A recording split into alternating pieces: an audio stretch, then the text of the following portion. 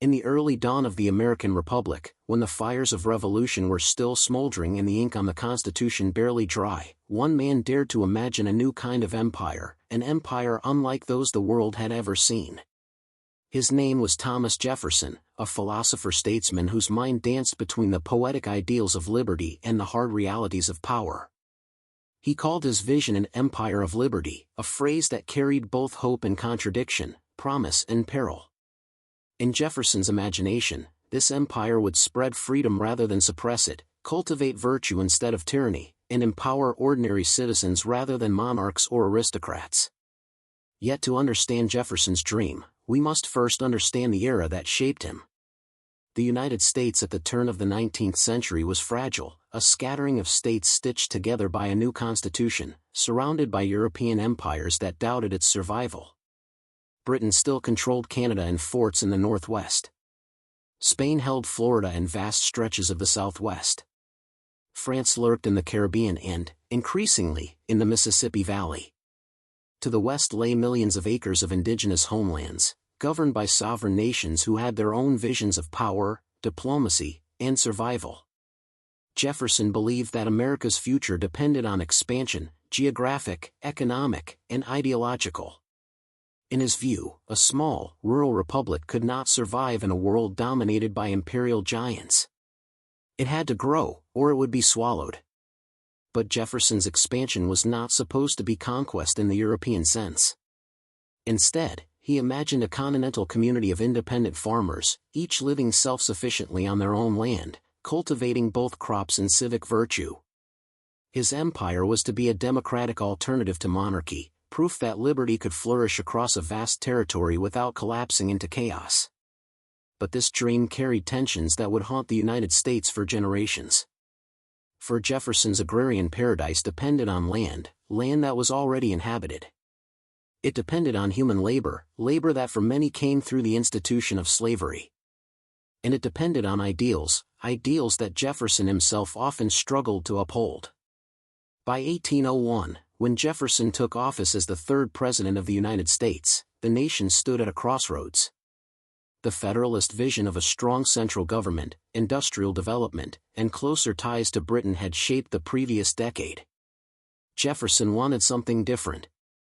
He wanted to reduce the power of the federal government, eliminate the national debt, and protect the yeoman farmer as the backbone of American liberty. To him, cities were sores on the body of the republic, places where corruption spread and virtue died. But the problem was clear: the United States could not remain a small republic of farmers forever. Population growth, economic pressures, and global competition demanded expansion. The first great test of Jefferson's vision came unexpectedly, from across the Atlantic. In 1800, Napoleon Bonaparte, the rising emperor of France, secretly reacquired the Louisiana Territory, a massive tract of land stretching from the Gulf of Mexico to Canada, from the Mississippi River to the Rocky Mountains. The United States, still dependent on the Mississippi for trade, feared that French control could choke its economy. Jefferson knew that without access to New Orleans, the American Republic might suffocate. In 1803, in one of history's most remarkable diplomatic episodes, Jefferson's envoys in Paris were offered what seemed impossible: the entire Louisiana Territory, 828,000 square miles, for a price so astonishingly low that they accepted it immediately. The Louisiana Purchase doubled the size of the United States overnight. It was the greatest real estate transaction in history, one that reshaped the map of North America forever. Jefferson was thrilled, but also uneasy. As a strict constitutionalist, he struggled with the reality that the Constitution did not explicitly grant the president authority to acquire foreign territory. His advisors urged him to seize the opportunity. And so, Jefferson set aside his constitutional purity for what he believed was the greater good of the Republic. The tension between Jefferson's ideals and his actions had begun to show. With the Louisiana Purchase secured, Jefferson's empire of liberty seemed within reach. The president commissioned Meriwether Lewis and William Clark to explore the new lands, map the continent, study its resources, and build diplomatic relationships with indigenous nations. To many Americans, the expedition was a triumph of science, courage, and national ambition. But for the indigenous peoples whose worlds were suddenly absorbed into a foreign empire, the implications were different. The United States had now become their neighbor, and soon, their conqueror. Jefferson envisioned a peaceful coexistence with native nations, but under terms that ultimately served American interests. He hoped indigenous societies would adopt European-American farming practices, integrate into the U.S. economy, and eventually assimilate into the growing republic. To Jefferson, this was benevolence. To native nations, it threatened their sovereignty, their cultures, and their ancestral homelands. The pressure for land was relentless, fueled by Jefferson's belief that the future of liberty required an ever-expanding frontier. At the same time, another contradiction shadowed Jefferson's empire, the institution of slavery. Jefferson spoke eloquently of freedom, yet enslaved hundreds of men, women, and children at Monticello. His empire of liberty was built on the labor of people denied liberty themselves. The Louisiana Purchase intensified this contradiction, opening vast new lands where plantation slavery could expand. Jefferson hoped that slavery would eventually fade, but his actions ensured its survival and growth. As America pushed westward, enslaved people were pushed with it. Cotton farming spread across the Deep South, powered by human bondage. Jefferson's vision of a rural democracy flourished, but only because millions of enslaved people sustained its economy. The contradiction between Jefferson's ideals and his reality grew sharper with every acre claimed. By the end of Jefferson's presidency, the United States was stronger, larger, and more confident. The dream of a continental republic had taken root.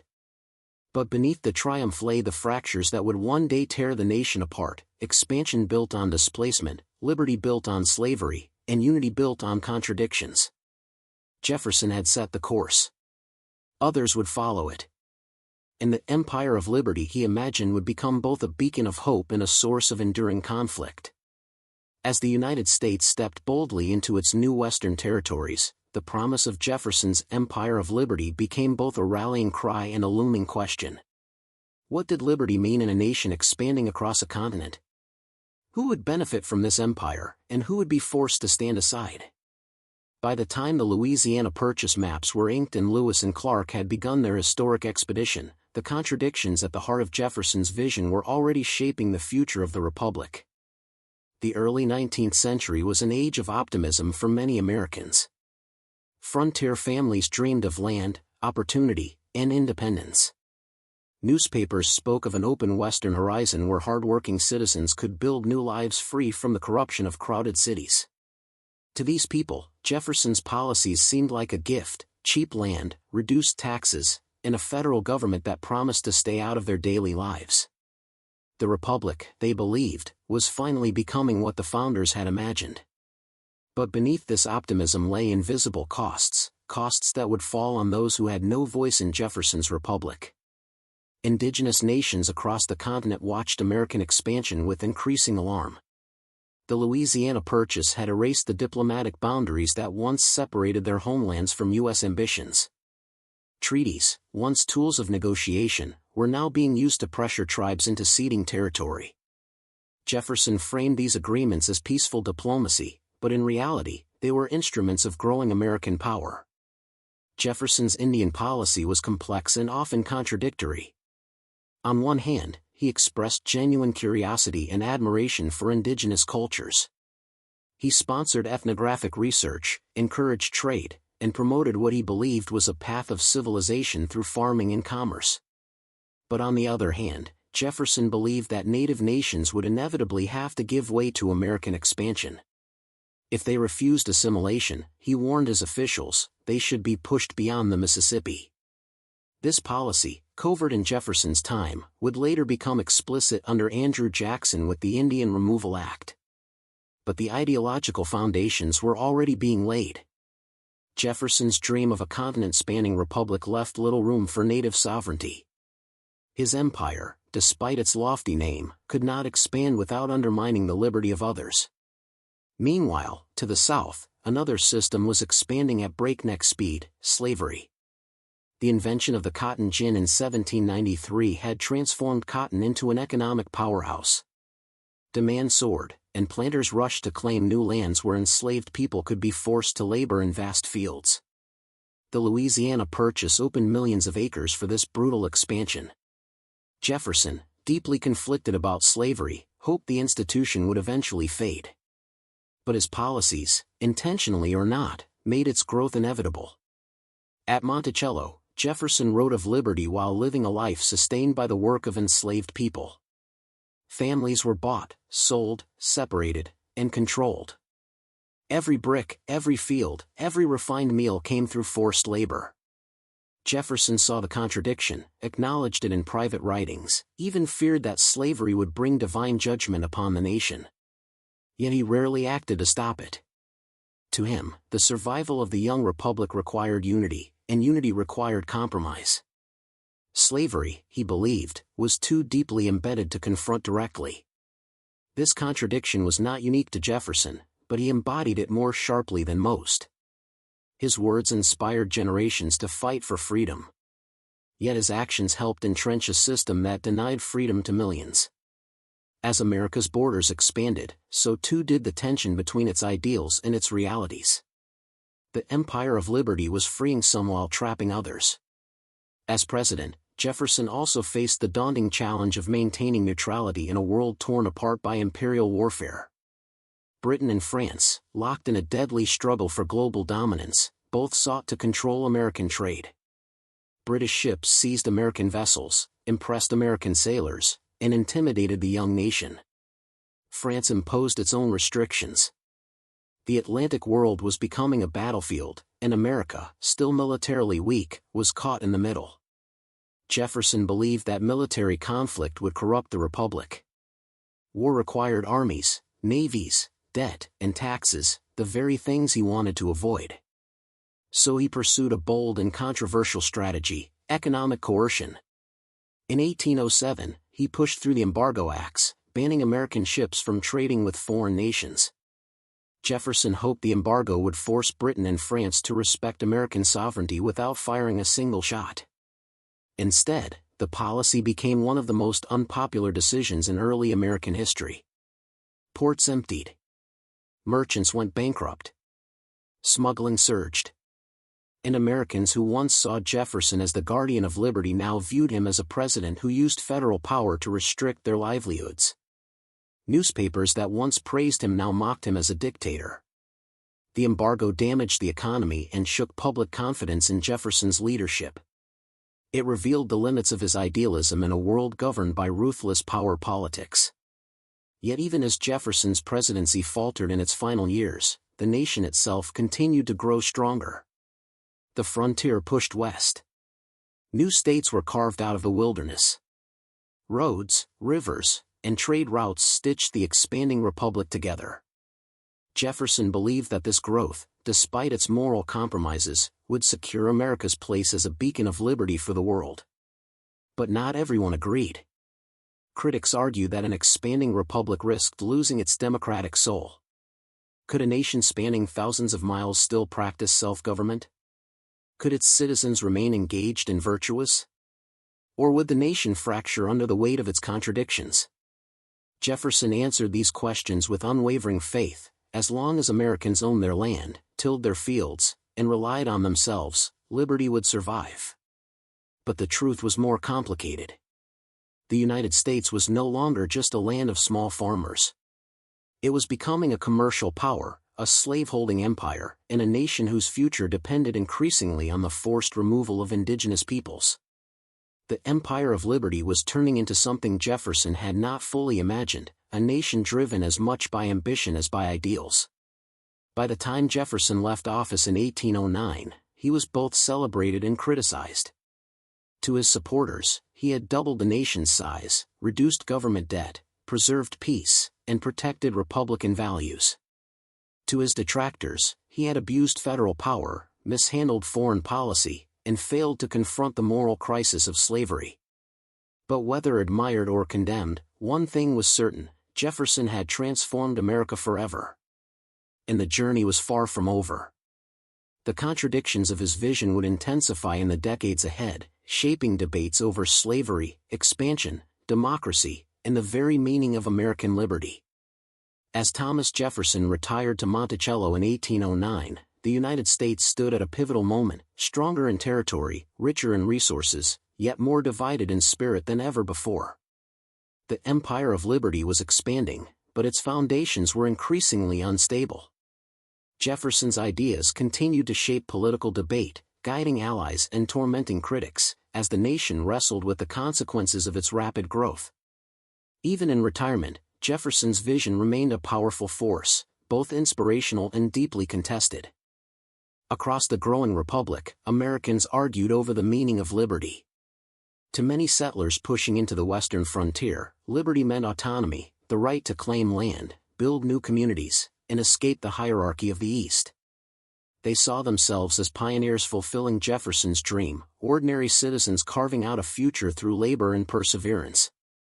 But in their pursuit of new beginnings, they often collided with long-established indigenous nations whose own concepts of sovereignty and freedom were just as strong, though rarely recognized by the encroaching republic. In the Ohio Valley, tensions exploded into open conflict. The rise of Tecumseh, a brilliant Shawnee leader, posed one of the greatest challenges to American expansion in the early 19th century. Tecumseh and his brother Tenskwatawa, the prophet, sought to unite native nations into a powerful confederation capable of resisting U.S. encroachment. They argued that land was not a commodity that could be bought or sold, that no single tribe had the right to cede territory without the consent of all. Their vision directly challenged Jefferson's model of treaty-making, which often relied on negotiations with individual tribes under increasing pressure. Tecumseh's confederation drew thousands of followers. For the first time since the founding of the Republic, the United States faced the possibility of a united indigenous resistance stretching from the Great Lakes to the Gulf of Mexico. American leaders grew alarmed. Many believed the British were supporting Tecumseh, further inflaming fears of foreign influence on the frontier. The conflict that emerged was not simply a territorial dispute, it was a clash between two competing visions of the continent. Jefferson, from his retreat in Virginia, followed these events with concern. He admired Tecumseh's intelligence and leadership but believed his movement was doomed. The United States, Jefferson insisted, was destined to expand. Indigenous peoples, he wrote, must either assimilate or retreat beyond the Mississippi. There was no third path. And so the Republic marched forward into a collision that Jefferson's policies had helped create. In 1811, at the Battle of Tippecanoe, American forces led by William Henry Harrison attacked Tecumseh's followers at Prophetstown. The fighting was fierce, the casualties heavy. Though the battle was tactically inconclusive, it shattered the unity of Tecumseh's confederation and set the stage for larger conflict. When the United States declared war on Britain in 1812, driven by maritime disputes and frontier tensions, Tecumseh joined the British, hoping to preserve native sovereignty through alliance. He fought with unmatched courage but fell in battle in 1813. With his death, the dream of a united indigenous resistance collapsed. For the United States, the War of 1812 was both a disaster and a triumph. The nation's capital was burned, its trade crippled, its military exposed. Yet the war ended with a surge of national pride, fueled by victories such as Andrew Jackson's defense of New Orleans. To many Americans, the war confirmed the nation's survival and legitimacy. To indigenous nations, it meant further land loss and the accelerating erosion of their autonomy. Jefferson's empire was expanding, but the liberty it promised continued to be unevenly distributed. Meanwhile, another internal battle was brewing, one that would define the nation's future even more profoundly: the conflict between free states and slave states. The spread of slavery into the new Western territories became the most explosive issue of the early 19th century. Every time a new state applied for admission to the Union, the question arose: would it be free or slave? The balance of power in Congress, and the future of the Republic, hung in the balance. Jefferson watched these debates with growing alarm. When the struggle over Missouri erupted in 1819, it marked the first major national crisis over slavery since the Constitution. Missouri sought to enter the Union as a slave state, threatening to upset the delicate equilibrium between North and South. The debates were fierce, emotional, and deeply revealing. Northern politicians condemned the expansion of slavery as incompatible with American ideals. Southern leaders insisted that restricting slavery violated their rights and threatened their economic survival. Jefferson, now in his late 70s, saw the conflict not merely as a political dispute but as a moral threat to the nation he helped create. He compared the Missouri crisis to a fire bell in the night, a warning of coming catastrophe. Jefferson feared that sectional tensions would eventually tear the Union apart. He believed slavery was a moral and political evil, yet he also believed that sudden abolition would lead to violence and social collapse. His solution, a gradual emancipation paired with colonization outside the United States, reflected both his hope and his limitations. The Missouri Compromise of 1820 temporarily resolved the crisis by admitting Missouri as a slave state, Maine as a free state, and drawing a geographic line across the continent. But Jefferson saw the compromise not as a solution, but as a fragile bandage on a deepening wound. The empire he envisioned was no longer unified by shared purpose, it was fracturing under the weight of competing economic systems, political identities, and moral convictions. Yet even as conflict grew, Jefferson's ideas continued to shape the expanding nation. His belief in education as the foundation of liberty led him to create the University of Virginia, a monumental institution dedicated to secular learning and civic virtue. He considered it one of his greatest achievements, greater even than the presidency. To Jefferson, knowledge was the engine of freedom. A republic could survive only if its citizens were educated enough to govern themselves. But Jefferson's educational vision, like so much of his life, was marked by exclusion. The University of Virginia was designed for white males, not for women, Native Americans, or enslaved people. The very people whose labor helped build the institution were barred from entering it. Jefferson's dream of intellectual liberty, while revolutionary in its design, remained bounded by the limits of his era, and by the contradictions of his own beliefs. As Jefferson's final years unfolded, he reflected often on the nation's future. He worried about the dangers of industrialization, the rise of political parties, and the growing concentration of wealth. Yet he never lost faith in the power of the American experiment. Even amid conflict and contradiction, he believed the republic could endure if its citizens upheld virtue, embraced education, and defended their rights. But Jefferson also knew that he was leaving behind a nation divided. The expansion he championed had carried liberty across the continent, but it had also spread conflict, inequality, and injustice. The Empire of Liberty had become an empire of paradoxes, its ideals shining brightly even as its realities cast long shadows. Jefferson would not live to see the full consequences of his vision. But the struggles born during his lifetime over land, freedom, identity, and power would define the American story for generations to come. As the nation Jefferson helped build entered the mid-19th century, the tensions seeded during his lifetime began to grow into powerful, destabilizing forces. The United States was expanding with breathtaking speed, its borders stretching across forests, plains, rivers, and mountains. But beneath the surface, the Republic was being pulled apart by competing interpretations of Jefferson's legacy. One America celebrated his ideals. Another America suffered from the consequences of his contradictions. And in the quiet spaces between those two identities, a storm was forming.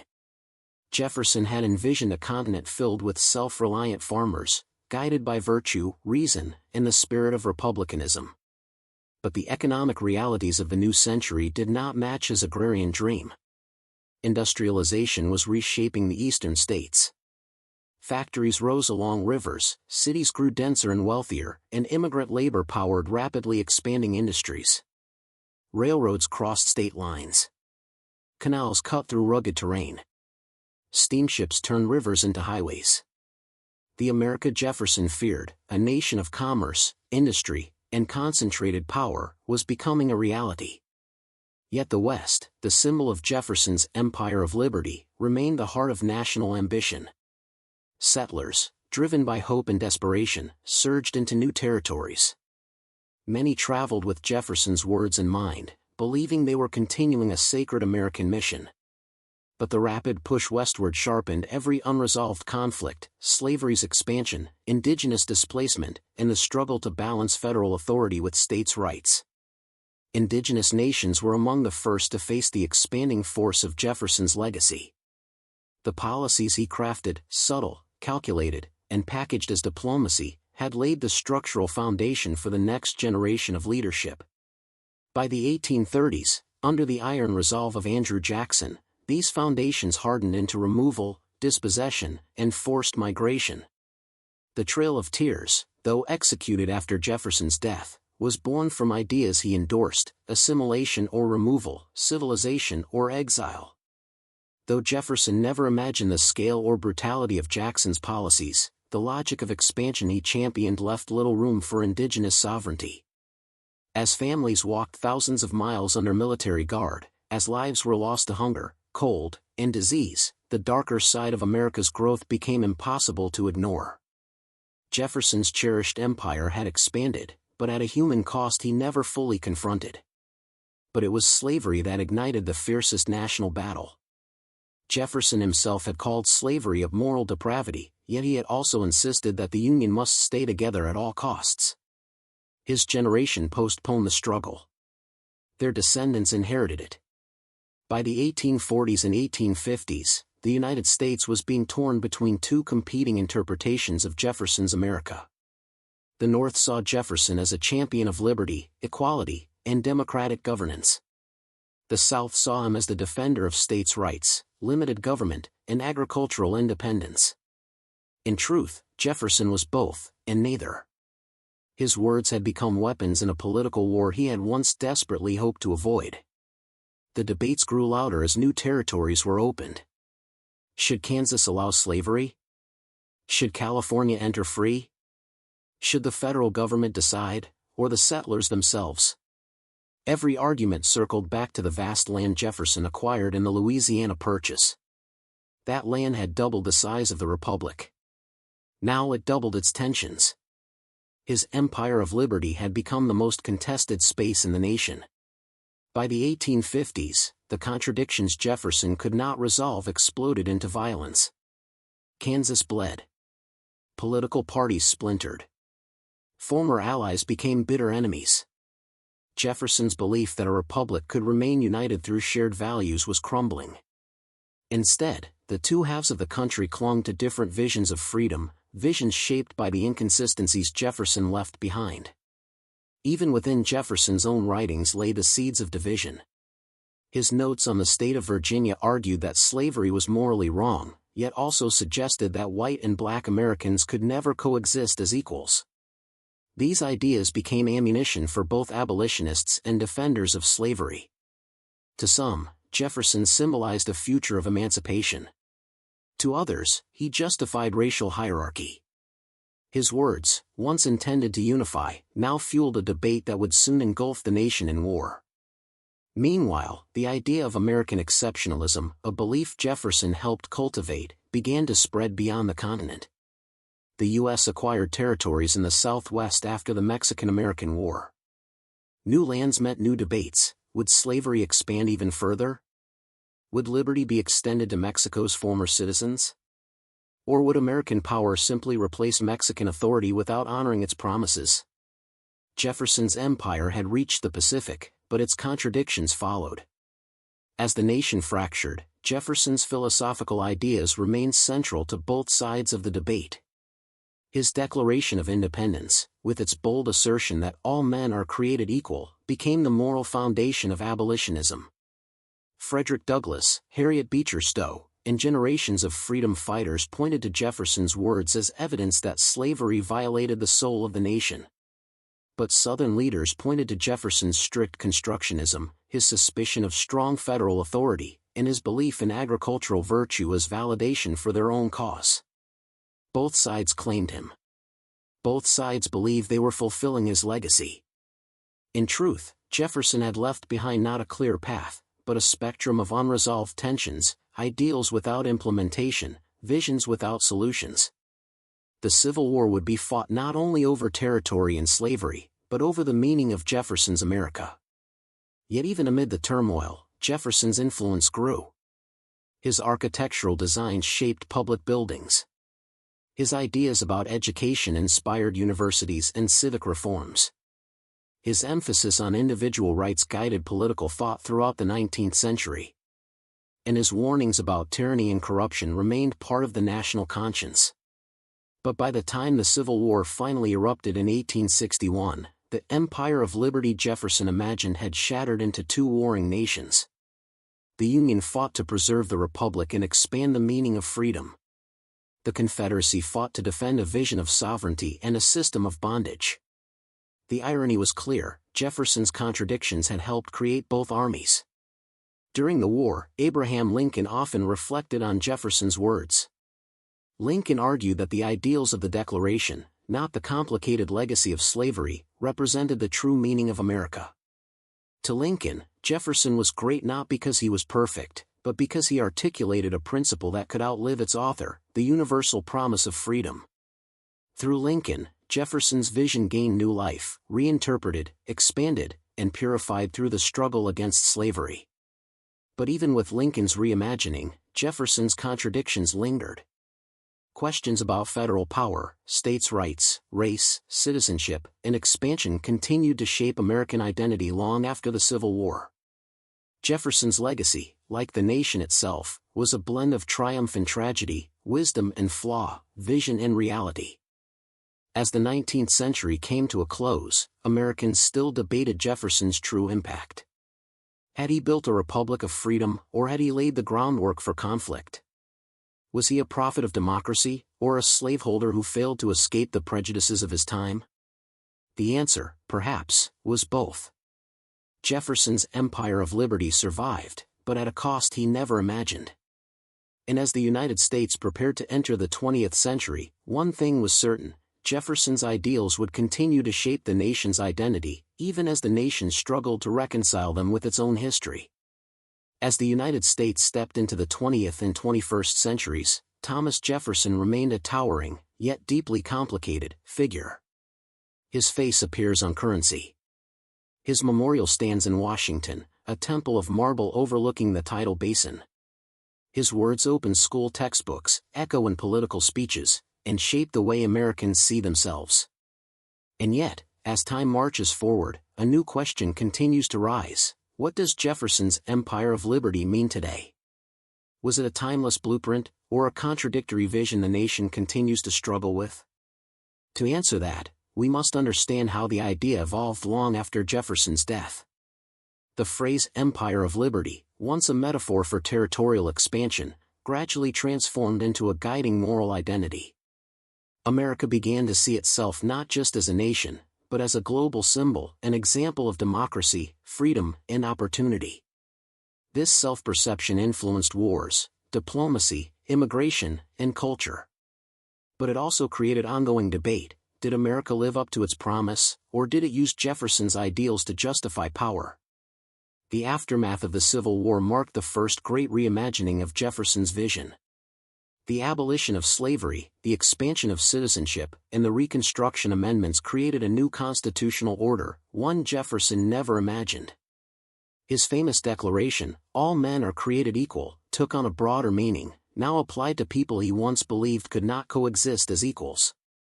It was as if the nation had seized his ideals and pushed them beyond the limits of his own imagination. Yet as Jim Crow laws spread across the South, another legacy of Jefferson endured: racial hierarchy. Segregationists quoted Jefferson's doubts about racial equality. Reformers quoted his words about liberty. His writings became a battlefield of interpretation.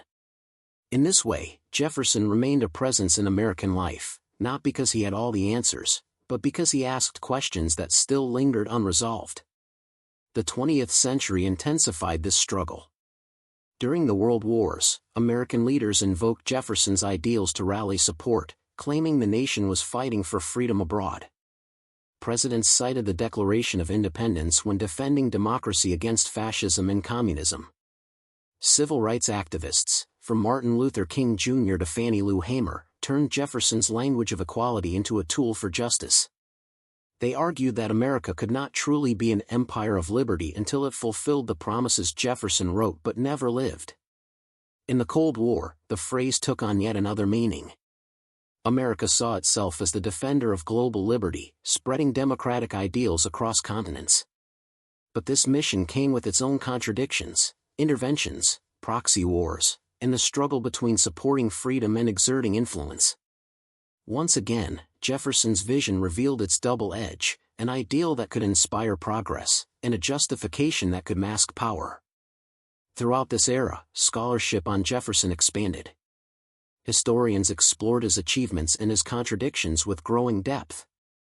Archaeologists excavated Monticello, uncovering the lives of the enslaved families who lived and labored there. New research revealed stories long overlooked, stories of resilience, suffering, survival, and humanity. These discoveries transformed Jefferson from a marble statue into a flawed, complicated man, a man who dreamed of liberty yet benefited from enslavement, who spoke of equality yet doubted universal citizenship, who imagined a just republic yet struggled to live up to his own ideals. In recent decades, Jefferson's legacy has become the center of intense public debate. Some argue he should be celebrated for his contributions to freedom, democracy, and education. Others insist he should be criticized for his participation in slavery and the contradictions that shaped his life. Monuments have been challenged. Statues have been removed. His role in American history is being reinterpreted, re-examined, and reassessed. But perhaps this tension, this ongoing debate, is itself part of Jefferson's legacy. He believed in questioning authority. He believed in the power of public discourse. He believed that societies evolve over time, reshaping their values with each generation. Jefferson may not have anticipated every challenge Americans would face, but he understood that democracy requires constant reevaluation. The nation's struggle to understand him is, in a way, a testament to the very liberty he championed. Modern America still reflects Jefferson's contradictions. The nation celebrates individual freedom, yet grapples with inequality. It champions democracy worldwide, yet debates its own political divisions at home. It honors the founding ideals, yet struggles to reconcile them with historical injustices. The Empire of Liberty remains a living story, unfinished, evolving, and shaped by each new chapter of American life. Today, Jefferson's ideas continue to guide political conversations. The role of government, the meaning of citizenship, the importance of education, the balance between federal and state power, the rights of individuals, and the responsibilities of a free society. But so too do his contradictions. Race, inequality, historical memory, and the moral gap between ideals and actions. This is Jefferson's true legacy, not simply the republic he helped build, but the debates he left behind. His influence stretches across centuries, inviting Americans to aspire, to question, and to confront the complexities of their own history. As we look back on Jefferson's Empire of Liberty, we see not a perfect vision, but a paradox. An idea built on hope, yet undermined by its own foundations. A dream that inspired millions, yet excluded millions more. A legacy that continues to challenge the nation to be better than it was, and better than he was. In the end, Jefferson's empire was not one of land alone.